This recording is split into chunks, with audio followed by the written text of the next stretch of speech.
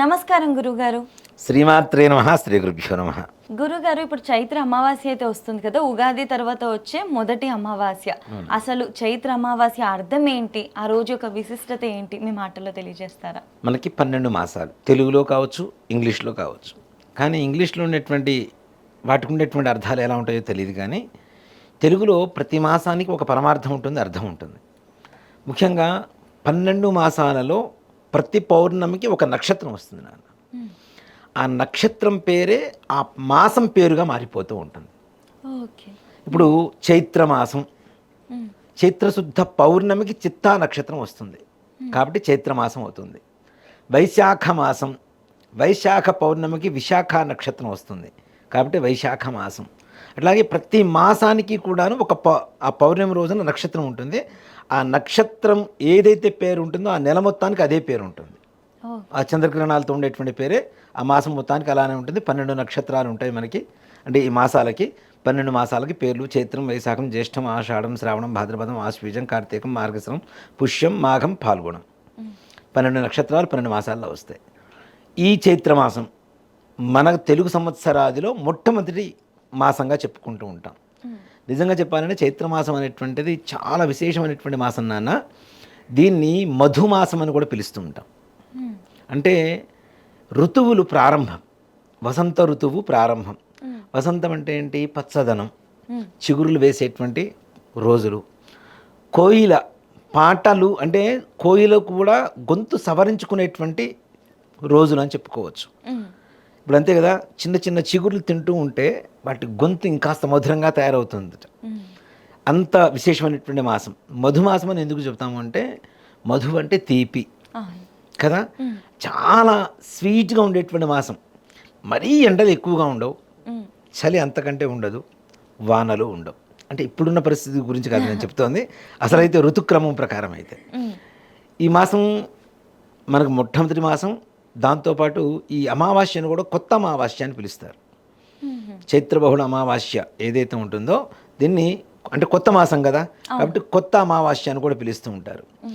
ఈ చిత్తా నక్షత్రం రావడం అనేటువంటిది పౌర్ణమి రోజున చాలా విశేషం నాన్న ఈ మాసానికి. ఎందుకు అంటే పౌర్ణమి అంటే చంద్రుడు, కానీ వస్తున్న నక్షత్రమేమో కుజ నక్షత్రం. చిత్తా నక్షత్రం కుజుడి నక్షత్రం. కుజుడు అంటే ఫైర్, చంద్రుడు అంటే కూల్. ఇక్కడ సమశీతోష్ణాలు ఈక్వల్గా ఉంటాయి, అంటే వేడి కావచ్చు, చల్లదనం కావచ్చు, ఈక్వల్గా ఉంటాయని చెప్పడానికి ఈ మాసానికి ఆ పేరు వచ్చింది. ఆ నక్షత్రం అధిపతిగా అవుతుందని చెప్పుకోవచ్చు. అలాగే చైత్రబహుళ అమావాస్య మనకి. ఈ అమావాస్య కూడాను ఈసారి వచ్చినటువంటి అమావాస్య ఇంకా చాలా విశేషం. శుక్రవారం నిజంగా. అలాగే విష్కంభ యోగము అనేటువంటి ఒక యోగం కలిసి వచ్చినటువంటి రోజు మనకి. యోగం అనేటువంటిది కూడా ఒక పంచాంగంలో ఒక భాగం నాన్న. తిథి, వార, నక్షత్రము, యోగము, కరణము, ఈ 5 కలిపితేనే పంచ అంగములతో కూడుకున్నదే పంచాంగం. ఓకే, అది అసలైన డెఫినేషన్ దానికి. తిథి, వారం, నక్షత్రం, యోగం, కరణం. ఇట్లాంటి వాటిల్లో యోగ కరణాలు చాలామంది పట్టించుకోరు. తిథి, వారం, నక్షత్రం చూస్తారు, ఆ మంచి రోజు బాగుందని వెళ్ళిపోతుంటారు. కానీ యోగం, కరణం కూడా ఈ 5లో 2 భాగాలు కాబట్టి వాటికి కూడా ఉండేటువంటి ప్రధానమైనటువంటి పాత్ర పోషిస్తూ ఉంటుంది రోజులు. ప్రతిరోజు కూడా ఒక్కో రోజు ఒక్కో రకమైనటువంటి యోగం ఉంటుంది, ఒక్కరోజు ఒక్కో రకమైనటువంటి కరణం ఉంటుంది. ఈ శుక్రవారం అమావాస్య, విష్కంభ యోగము, ఈ 3 కలిసి రావడం అత్యంత శుభప్రదం, లక్ష్మీప్రదంగా చెప్పుకోవచ్చు. మరి అమావాస్య అసలు లక్ష్మీప్రదం ఏంటి అంటే, మనం దీపావళి రోజున అమావాస్య రోజున లక్ష్మీదేవి పూజ చేస్తామా లేదా? అవును గురుగారు. ఎవరికి చేస్తాం? లక్ష్మీదేవికి చేస్తాం అమావాస్య. ఈ అమావాస్యకి లక్ష్మీదేవికి పూజ చేస్తున్నటువంటి రోజునే ఆమెకి ఇష్టమైనటువంటి వారం శుక్రవారం. విష్కంభ యోగ అధిపతి శుక్రుడు. ఈ 3 కలిసి వచ్చినప్పుడు లక్ష్మీప్రదం అనే చెప్పుకోవాలిగా, ఖచ్చితంగా, తప్పనిసరిగా. అందులో మరి అమావాస్య అసలు మనం పూజ చేయం కదా, మనకు సంబంధం లేదు కదా, అసలు మనం చెడు రోజుగా పక్కన పెట్టేస్తాం, పౌర్ణమినే పూజ చేస్తాం. కానీ ఇక్కడ ఉత్తర దక్షిణ భారతదేశాల్లో 2 ఏదైనా తీసుకున్నాం, మనం అందరం భారతీయులం. ఒక మాట చెప్పాలంటే అది నార్త్ ఇండియా కావచ్చు, సౌత్ ఇండియా కావచ్చు, ఏదైనా అందరం యూఆర్ ఇండియన్స్, అవునా? దీంట్లో దక్షిణ భారతదేశంలో ఒక రకమైనటువంటి సంప్రదాయం, ఉత్తర భారతదేశంలో ఒక రకమైనటువంటి సంప్రదాయం ఉంటుంది. మనం దక్షిణ భారతదేశంలో, సౌత్ ఇండియాలో ఏం రాస్తాం? స్వస్తి శ్రీ చాంద్రమానేన అని రాస్తాం. ఏదైనా పంచాంగం, ఏదైనా మనం శుభలగ్నం రాసేటప్పుడు లగ్నపత్రిక, అవునా? కానీ నార్త్ ఇండియన్స్ ఏం రాస్తారు అంటే స్వస్తి శ్రీ సౌరమానేన అని రాస్తారు. ఇక్కడ చాంద్రమానం అంటే చంద్రుడిని మనం ప్రధానంగా తీసుకుంటున్నాం. సౌరుడు అంటే ఎవరు? సూర్యుడు. ఓకే. వాళ్ళు సూర్యుడిని ప్రధానంగా తీసుకుంటారు. మనకేంటి అమావాస్య నుంచి అమావాస్య వరకు ఒక తెలుగు నెల. నార్త్ ఇండియన్స్కి పౌర్ణమి నుంచి పౌర్ణమి ఒక నెల. ఓకే. అమావాస్య టు అమావాస్య మధ్యలో పౌర్ణమి వస్తుంది, పౌర్ణమి టు పౌర్ణమి మధ్యలో అమావాస్య వస్తుంది. వాళ్ళు అమావాస్యను ప్రధానంగా తీస్తారు. మనం కార్తీక మాసం శివుడికి పూజ చేస్తాం కదా బాగా, అవునా? విశేషమైన పూజలు చేస్తాం. కార్తీక మాసం వచ్చిందంటే అంతే, ఇంకంతా దేవతారాధనతోనే ఉంటుంది. కార్తీక మాసం ఎందుకు పూజ చేస్తాం ముఖ్యంగా అంటే చీకటి మాసం అంటాం దాన్ని. ఓ మాట చెప్పాలంటే ఇందాక మనం చెప్పుకున్నట్టు 12 మాసాలకి 12 నక్షత్రాలు పౌర్ణమి రోజున వస్తాయని చెప్తా కదా. కార్తీక మాసంలో కృత్తికా నక్షత్రం పౌర్ణమి రోజున వస్తుంది కాబట్టి కార్తీక మాసం ఉంటుంది దాన్ని. ఈ కృత్తికా నక్షత్రాధిపతి ఎవరంటే రవి, సూర్యుడు. సూర్యుడు అధిపతిగా ఉన్నటువంటి మాసం చీకటి మాసం కాబట్టి మనం కార్తీక మాసం శివుడికి పూజ చేస్తాం. కానీ నార్త్ ఇండియన్స్ శ్రావణ మాసంలో శివుడికి పూజ చేస్తారు, కార్తీక మాసం చేయరు, శ్రావణ మాసంలో చేస్తారు. వాళ్ళు ఎందుకు చేస్తారు శ్రావణ మాసంలో అంటే శ్రవణ మాసంలో పౌర్ణమి రోజున వచ్చేటువంటి నక్షత్రం ఏదైతే ఉందో శ్రవణ నక్షత్రం, శ్రవణ నక్షత్రాధిపతి చంద్రుడు కాబట్టి చంద్రమాసం అవుతుంది. అది వాళ్ళకి చీకటి మాసం, అంతే కదా. మనకి చీకటి మాసం అయిందేమో వాళ్ళకి వెలుగు మాసం అవుతుంది, వాళ్ళకి వెలుగు మాసం అయిందేమో మనకి చీకటి మాసం అవుతుంది. అందుకని శ్రావణ మాసంలో వాళ్ళు శివుడికి ఎక్కువ పూజ చేస్తూ ఉంటారు. లిటరల్లీ అమెరికాకి ఇండియాకి డే అండ్ నైట్ ఎట్లా డిఫరెన్స్ ఉన్నాయో north India south India systems కొన్ని చేంజ్ ఉంటాయి, డిఫరెంట్గా ఉన్నాయి. సో కాబట్టి వాళ్ళు అమావాస్యను ప్రధానంగా తీసుకొని లక్ష్మీదేవిని పూజ చేస్తారు. నిజంగా చెప్పాలి అంటే అమావాస్య రోజున లక్ష్మీదేవిని పూజ చేయాలా లేదా అంటే చేయాలనే శాస్త్రం చెప్తుంది. తంత్ర పరిహార శాస్త్రాల్లో కూడా అమావాస్యకి లక్ష్మీదేవికి చాలా అర్థవంతమైనటువంటి ఒక బంధంతోనే చెప్తూ ఉంటారు. ఎవరైతే అమావాస్య రోజున ఏ అమావాస్య అయినా కావచ్చు లక్ష్మీ అమ్మవారికి మల్లెపూలతో పూజ కానీ హోమం కానీ చేస్తారో వాళ్ళ ఇంట్లో సిరి సంపదలు పొంగుతాయని చెప్పి శాస్త్రం చెప్తుంది, తాంత్రిక పరిహారంలో చెప్తుంది. అంటే ఇక్కడ లక్ష్మీదేవి హోమం చేయమనే కదా పూజ చేయమనే చెప్తుంది.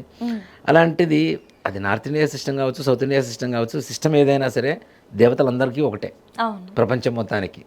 కాబట్టి ఈ అమావాస్య రోజున శుక్రవారం విష్కంభ యోగం కలిసి వచ్చిన రోజున ఎలాంటి పూజ చేస్తే అమ్మవారికి మనకి విశేషమైనటువంటి ఫలితం దొరుకుతుంది అనేటువంటి విషయానికి వస్తే లక్ష్మీ అమ్మవారికి ఇక్కడ ఒకటే చెప్తానన్నా, ఏ దేవతకి పూజ చేసినా భక్తి, శ్రద్ధ, విశ్వాసం ఈ మూడిట్లో ఏది లేకపోయినా పూజ చేయడం అనవసరం. అవునా? అక్కడ కూర్చొని పూజ చేస్తూ పక్కన బిర్యానీ వాసన వస్తుంది అనుకుంటే ఏం ఉపయోగం ఉంటుంది చెప్పండి? అవునా? మన మనస్సు భగవంతుడి మీద కేంద్రీకరించాలి. అందుకని మనం గంట కొట్టేటప్పుడు కూడా ఒక మీనింగ్ ఉంటుంది. ఫస్ట్ మన హిందూ ధర్మంలో ఏంటంటే ఏ పూజ చేసినా ముందు గంటానాదం చేసిన తర్వాతనే పూజ చేయమని చెబుతాం. అది కంచు, రాగి ఇట్లాంటి వాటితో తయారై ఉంటుంది గంట కూడా. దాంట్లోంచి ఒకసారి ఇలా కొట్టండి, జిమ్ అనే శబ్దం వస్తుంది, వైబ్రేషన్ వస్తుంది. ఈ వైబ్రేషన్ ఎక్కడ తాకుతుందంటే మన తల నరాల్ని తాకుతుంది. తద్వారా మన మనస్సుని ఏకాగ్రతం చేయడానికి అంటే భగవంతుని మీద ఏకాగ్రత చూపించడానికి అవకాశం ఒక వైబ్రేషన్ మెడిటేషన్కి తీసుకెళ్తుంది. మన హిందూ ధర్మంలో ఎంత గొప్ప ఇవి ఉన్నాయి. ఇప్పుడు సైన్స్ ఏం చేస్తుంది, ఇప్పుడు చూడండి మీరు చాలా చోట్ల కూడా ఒకసారి టంగమని గంట కొట్టేసి ఆ శబ్దంలోకి వెళ్ళిపోండి అని చెప్తుంటుంది. మరి ఇది కొన్ని వేల సంవత్సరాల క్రితమే మన వాళ్ళు చెప్పారు కదా. అవునా? కొన్ని వేల లక్షల సంవత్సరాల క్రితమే ఈ ఘంటానాదం అనేటువంటి విషయాన్ని కనిపెట్టారు. ఈ వస్తువుతోనే గంట చేయాలి, కంచు ఇట్లాంటి వాటితో గంట చేయాలి, అది కొడితే ఏకాగ్రత పెరుగుతుంది అనేటువంటిది మన వాళ్ళు కనుక్కున్నది. దాంట్లో నుంచి జుమ్ అనే శబ్దం కాదు, ఓంకారనాదం మనకు వినపడుతూ ఉంటుంది. నిదానంగా స్లోగా మన మైండ్లోకి అది ఎక్కించుకుంటూ ఉంటే నిజంగానే ఓంకారనాదం మనకు వినపడుతుంటుంది. అది మన మైండ్ని ఫ్రెష్ చేస్తుంది, రీఫ్రెష్ చేస్తుంది, ఏకాగ్రత చక్కగా భగవంతుడి మీద ఉండేలా చేస్తుంది. అట్లానే విశ్వాసం, మనకు పూజ చేస్తే డబ్బులు వస్తాయా? కాదు, డబ్బులు వచ్చేందుకు వద్దు. మనకేం కావాలో భగవంతుడికి తెలిసిన, ఆయనకి తెలిసినందుకు ఇంకెవరికి తెలియదు కదా. అవునా? మనకేమి ఇవ్వాలో ఏమి ఇవ్వకూడదో ఆయనకి తెలుసు. మనం అనుకుంటాం చాలామంది, ఇప్పుడు ఒక 10 మంది ఫ్రెండ్స్ ఉంటారు కొంతమందికి. ఈ 10 మందిలో ఒక 2-3 గొడవపడి వెళ్ళిపోతారు. చాలామంది ఫీల్ అవుతారు, అరే నాతో గొడవపడి వెళ్ళిపోయాడు మా ఫ్రెండ్, చాలా బెస్ట్ ఫ్రెండ్ కదా, క్లోజ్ ఫ్రెండ్ కదా, అలా ఎందుకు జరిగింది, నాకెందుకు జరిగింది అని.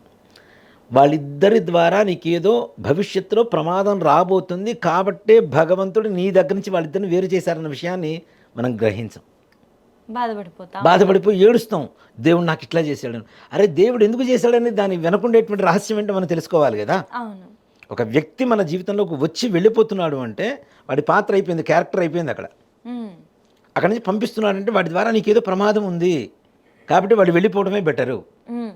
ఈ కొద్ది గాయం ఏదైతే ఉందో, వెళ్ళిపోయాడు అన్న గాయం ఏదైతే ఉందో కొన్ని రోజులు మాత్రమే అనుభవిస్తాం మనం, ఎప్పటికీ అనుభవించం. వాడు ఉంటే ఏమో తీరనంత గాయం అవుతుందేమో మన జీవితంలో. చెప్పలేము కదా, భగవంతుడు మన మంచిగా చేస్తాడు కదా, అంతే. అవునా? ఇక్కడ ఒక చిన్న కథ నాన్న. ఒక వ్యక్తి, ఒక పిల్లవాడు, స్కూల్లో చదువుకునే పిల్లవాడు, 10th క్లాస్ పిల్లవాడు. ఊర్లో ఒక పెద్ద మహర్షి వచ్చాట. మహర్షి వచ్చిన తర్వాత అందరూ చెప్తున్నారు ఏమని, ఒక మహర్షి వచ్చాడు, ఆయన చేతి నుంచి పండు తీసుకుంటే చాలు ఎవరైనా బాగుపడిపోతారట, ఎవరు ఏది కోరుకుంటే అది జరుగుతుందట అని చెప్పాడు. సరే, ఈ పిల్లవాడు కూడా విన్నాడు. అదంతా దండోరా వేయించారు ఊరు మొత్తం. చుట్టుపక్కల ఉన్న ఊళ్ళలో ఉన్న అందరూ వచ్చారు. నేను ఒక చెట్టు కింద కూర్చొని ఉన్నాడు మహర్షి, ఒక ఋషి. ఈ పిల్లవాడు వెళ్ళేసరికి జనం అంతా అంతమంది ఉన్నారు, వేల మంది క్యూలో ఉన్నారు. వీడు తప్పించుకుని ముందుకు వెళ్ళబోతుంటే ఒక్కసారి వెనక్కి నెట్టేశారు. వీడు అనుకున్నాడు, ఇంతమందిని దాటేసుకుంటూ వెళ్ళాలంటే ఎంత టైం అవుతుందో సరే అని చెప్పి నిలబడ్డాడు, క్యూలో నిలబడ్డాడు. పొద్దునుంచి రాత్రి అయింది. చివరిగా వీడు ఒక్కడే ఉన్నాడు. వీడి చేతికి పండు ఇచ్చాడు స్వామీజీ, గురుగారు. ఇవ్వగానే చేయి జారిపోయి కింద పడిపోయింది. కింద బురద ఉంది, బురదలో పడిపోయింది. ఈ పిల్లవాడు ఏడుస్తున్నాను, నేను పొద్దునుంచి లైన్లో నిల్చున్నా, నాకు ఇంకొక పండు నేను తీసుకుని వెళ్ళిపోతాను, నాకు కావాలి స్వామి అని అన్నాడు. లేదు, మళ్ళా రేపు రావాల్సిందే అని చెప్పాడు స్వామీజీ. వీడు ఎంత బ్రతిమలాడినా ఇవ్వటం ఆయన. రేపు రా అన్నాడు. అయిపోయింది, రేపు వచ్చాడు. మరలా క్యూ ఉన్నారు. మరలా మార్నింగ్ నుంచి మళ్ళీ ఈవినింగ్ వరకు క్యూలో నిల్చున్నాడు లైన్లో. ఈవినింగ్ టైంకి ఒక పండు చేతికి ఇచ్చాడు. ఇదేదో నిన్ననే ఇస్తే అయిపోతుంది కదా స్వామి, ఇంతసేపు నన్ను ఎందుకు ఇంత అల్లాడిస్తున్నా, ఇంత బాధ పెడుతున్నారు అంటే, నిన్న నీకు ఇచ్చిన పండు కింద వైపు కుళ్ళిపోయిందిరా, ఈ పండు మగ్గటానికి ఇంత టైం తీసుకుంది, ఇంత మంచి పండు నీకు రావాలని చెప్పి రాసి పెట్టుందని నిన్న కుళ్ళిపోయిన పండు కింద పడేశాడు రా దేవుడు అని చెప్పాడు. అంటే ఒక చెడు ఒక మంచి కోసమే, భగవంతుడు ఏది చేసినా మన మంచి కోసమే చేస్తాడు, ఆయన శాడిస్ట్ కాదు. మనకి బెస్ట్ ఇవ్వడం కోసమే ఈ కష్టం, అంతే, అంతమించి వేరే ఏం లేదు. కాబట్టి ఎప్పుడు కూడా మనకి ఏదైనా చెడు జరిగినా అది మంచి కిందనే తీసుకోండి. కాబట్టి చెడు కింద మాత్రం దయచేసి తీసుకోవద్దు. అలా తీసుకుంటే నెగిటివే మన మైండ్లో మిగులుతుంది నాన్న. మనం వెళ్తున్నాము చోటికి, ఏదో ప్రయాణం అయిపోయింది, ఆపేశాడు భగవంతుడు. అక్కడికి వెళ్ళే లోపల నీకు ఏదో ప్రమాదం ఉంది, అందుకని ఆపేశాడని మనం గ్రహించాలి. అలాగే ఈ చెడు ఏదైతే అమావాస్య ఉంటుందో, అమావాస్య రోజున లక్ష్మీదేవి పూజ చేయటం కూడా మంచే. చెడుని అంటే ప్రతి ఒక్క దాంట్లో చెడుని చూడొద్దు అని చెప్తాం. అమావాస్యలో కూడా మంచిని చూడాలి. ఓ మాట చెప్పానంటే, చీకటిలోనే వెలుతురికి విలువ ఎక్కువ ఉండేది. లేకపోతే ఇప్పుడు మొత్తం పట్టపగలు ఫ్లడ్ లైట్స్ వేసినా వాటికి వాల్యూ ఏముంది నాన్న, అవునా? క్రికెట్ ఆడేటప్పుడు కూడా ఈవినింగ్ టైంకి ఫ్లడ్ లైట్స్ వేస్తారు, కానీ డే టైం అంతా వేరు కదా. సో సూర్యుడి ముందు దీవిటి పట్టుకుంటే ఏం ఉపయోగం ఉంటుంది? ఏమి ఉండదు. అమావాస్య రోజున ఏదైతే నిశాచరమైనటువంటి స్థానం అంటాం, అంటే చీకటి అంటే చెడు, ఈ చెడు జరుగుతున్నప్పుడు మన చుట్టూ ఉన్నప్పుడు అప్పుడు మనం వెలుగుని చూడగలిగితే ఆ వెలుగు మన జీవితాంతకాలం ఉంటుంది కదా. కాబట్టి అలాంటి రోజులు లక్ష్మీ అమ్మవారిని పూజ చేయటం అనేటువంటిది చాలా విశేషం. ఎలాంటి పూజ చేయాలి? నిజంగా నాన్న పెద్ద ఖర్చుతో కూడుకున్నది అయితే కాదు. ఇందాక మనం చెప్పుకున్నట్టు భక్తి, విశ్వాసం, అట్లాగే అమ్మవారి మీద ఉండేటువంటి ప్రగాఢమైనటువంటి విశ్వాస నమ్మకంతో ఉండాలి, శ్రద్ధ ఉండాలి. ఇవి చేసేటప్పుడు ఏ రకమైనటువంటి ప్రపంచంలో మనకి వినపడవు, కనపడవు. ఇందాక ఘంటానాదం కూడా చెప్పింది అదే. అది మైండ్లోకి వెళ్ళిన తర్వాత మిగిలిన ఏవి కూడా వినపడవు. ఏం చేస్తున్నారు ఏంటి అనేది వినపడు. ప్రశాంతత కోసమే మనం గంట కొడతాం. అట్లానే ఈ అమ్మవారికి ఏం చేస్తే బాగుంటుందంటే, ముఖ్యంగా ఖర్చు లేకుండా మారేడు దళాలు అన్ని చోట్ల దొరుకుతాయి. మారేడు దళాలు ఒక 108 మారేడు దళాలు తెచ్చుకోండి చక్కగా. అమ్మవారి, లక్ష్మీ అమ్మవారి ఫోటో ఉంటుంది. అలాగే మారేడు పండు ఉంటుంది, మారేడు చెట్టు కాయ ఉంటుంది కదా, దాన్ని సంస్కృతంలో శ్రీఫలం అంటాం. శ్రీ అంటే లక్ష్మీదేవి, ఆ మారేడు చెట్టుగా ఉండేటువంటి కాయని శ్రీఫలం అంటాం. శ్రీఫలం అనేటువంటిది ఎంత విశేషమైనటువంటి యోగం కలుగజేస్తుందంటే, మా పూర్వీకులు ఆ శ్రీఫలాన్ని తీసుకొచ్చి దాంట్లో ఉండే గుజ్జును మొత్తం తీసేసి దాంట్లో విభూతి వేసుకొని రోజు చేతిలో వేసుకొని, ఆ విభూతిని దాంట్లో ఉంచి చేతిలో వేసుకొని రోజు విభూతి పెట్టుకునేవాడు. అంటే ఐశ్వర్యప్రదం, లక్ష్మీదేవి అనుగ్రహం దాని ద్వారా కలుగుతుందని మా నమ్మకం. అట్లానే ఆ శ్రీఫలాన్ని ఒకటి తెచ్చుకొని చక్కగా అమ్మవారి పటం ముందు ఒక గ్రీన్ కలర్ కానీ, రెడ్ కలర్ కానీ, ఎల్లో కలర్ కానీ క్లాత్, చిన్న క్లాత్ ఒకటి పరిచేసి చక్కగా ఈ మారేడు పండుకి చుట్టూ గంధం పూసేసి, కళ్యాణం బొట్టు పెడతాం కదా మనం ఇలాగా, పెళ్ళప్పుడు పెళ్లి కూతురు బొట్టు పెడతారు కదా, అలా చక్కగా బొట్టు పెట్టేసి అమ్మవారిని మంత్రాలు, తంత్రాలు, యంత్రాలు ఏం అక్కర్లేదు నాన్న, మన మనస్ఫూర్తిగా అమ్మవారిని ఆహ్వానిస్తే రావాలంతే. అంత మనస్ఫూర్తిగా, ఆర్ద్రత అంటాం దాన్ని, మనస్ఫూర్తిగా ఆహ్వానిస్తే తప్పనిసరిగా అమ్మ వస్తుంది. మన ఇంట్లో మన అమ్మెంతో జగన్మాత కూడా అంతే, అవును. లక్ష్మీదేవి కూడా. అమ్మవారిని ఆవాహనం చేసి ఈ మారేడు దళాలు తీసుకొని ప్రతి మారేడు దళానికి ఇప్పుడు మనం చెప్పబోయే మంత్రం ఏదైతే ఉంటుందో ఈ మంత్రాన్ని అమ్మవారి అష్టోత్తరం అంటాం కదా, లక్ష్మీదేవి అష్టోత్తరం 108 నామాలు ఉంటాయి నాన్న. దాంట్లో ప్రకృత్యై నమః, వికృత్యై నమః, విద్యాయై నమః, సర్వభూత ప్రదాయై నమో నమః అని చెప్పి 108 నామాలు ఉంటాయి. ప్రతి నామానికి ముందు వెనక ఇప్పుడు మనం చెప్పబోయేటువంటి మంత్రాన్ని జోడించి ఒక మారేడు దళం తీసుకోవడం, ఆ మంత్రం చెప్పడం, నామం చెప్పడం, మరలా ఇంకోసారి మంత్రం చెప్పడం, అమ్మవారి పాదాల దగ్గర ఆ శ్రీఫలం దగ్గర పెట్టడం, మరలా ఇంకొక మారేడు దళం తీసుకోవడం, మరలా మంత్రం చెప్పడం, అమ్మవారి ఆ శ్రీఫలం దగ్గర నామం చెప్పుకుంటూ పెట్టడం. పెట్టి అమ్మవారికి నివేదన ఏం పెట్టాలి అంటే, మనం అవకాశం ఉంటే చక్కగా పొంగలి తయారు చేసి, స్వీట్ పొంగల్ తయారు చేస్తాం కదా, బియ్యం బెల్లం వేసి పాలేసి, అలా అయినా తయారు చేయొచ్చు. అది కూడా మాకు అవకాశం లేదండి, అంతా కూడా మాకు శక్తి లేదు అంటే ఇక్కడ చెప్తున్నది కోట్ల రూపాయలు ఉన్నటువంటి వాళ్ళకి కాదు.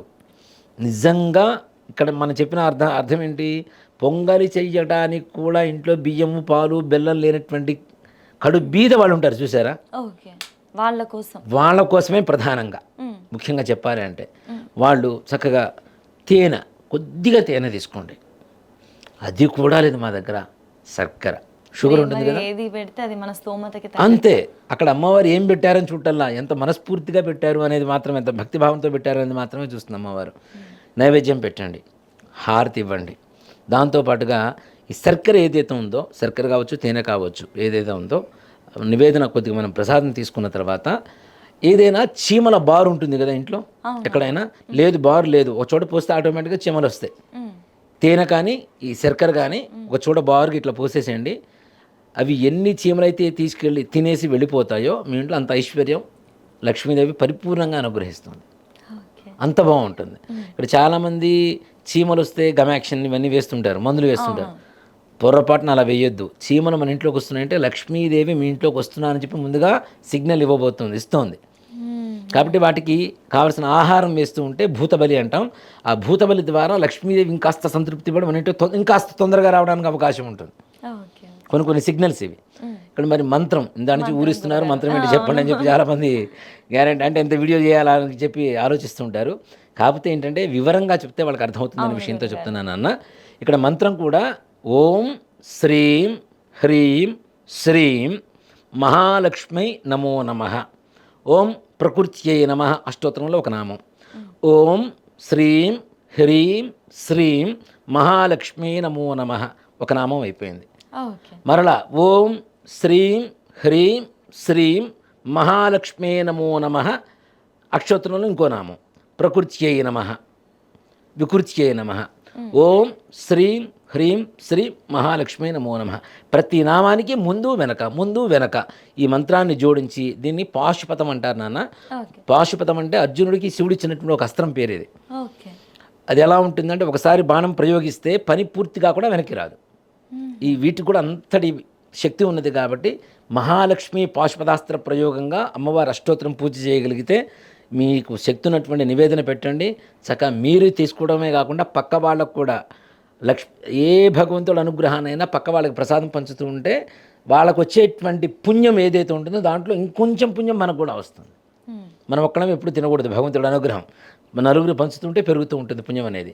కాబట్టి అందరికీ ప్రసాదం పెట్టి ఈ విధంగా అమావాస్య రోజున పూజ చేసుకోండి. లక్ష్మీదేవి పరిపూర్ణంగా స్థిరంగా మీ ఇంట్లో ఉండి మీకు సకలైశ్వర్య ప్రాప్తి కలుగజేస్తుంది. ఖచ్చితంగా గురువుగారు చాలా చక్కగా వివరించారు. ధన్యవాదాలు. శ్రీమాత్రే నమః. శ్రీ గురుభ్యో నమః.